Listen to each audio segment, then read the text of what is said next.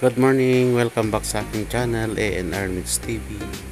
Samahan nyo ako guys, tayo ay magre-renew ng driver's license dito sa Robinson Place, Ermita, Manila. So, matatagpuan ito guys sa pinaka third floor dito sa may Paura Wings dito sa Robinson.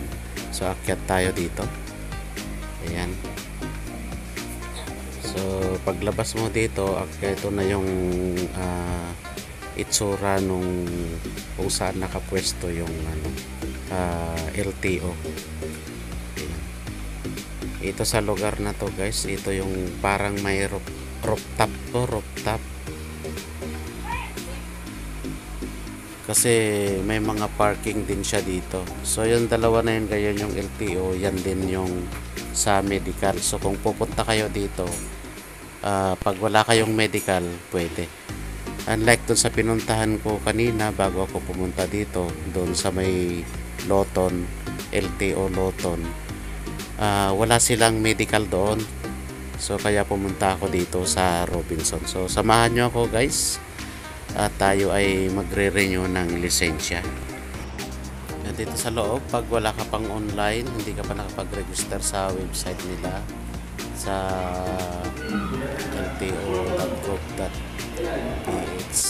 dito sa portal nila, kailangan mo muna mag-online dyan. Pero kung mayroon ka ng online, pwede ka nang dumiretso sa counter 1 para sa verification. So pinasa ko na yung papel ko doon. After ma-verify, pumunta na ako dito sa medical. So tumawid lang ako ng ibang pinto. Dito sa counter 2, dito ka na may medical.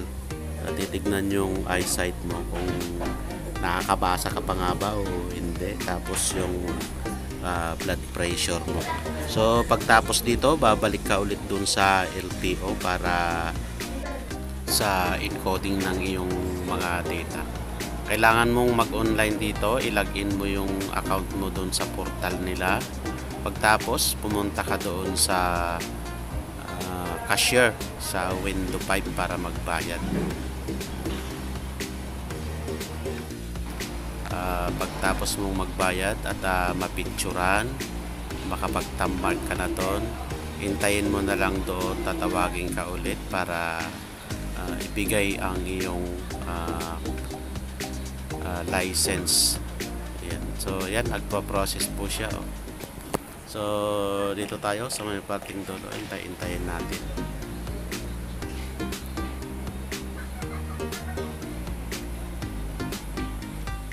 So ito na, 10 years validity, approve, kilong-kilo. So, tara, labas na tayo.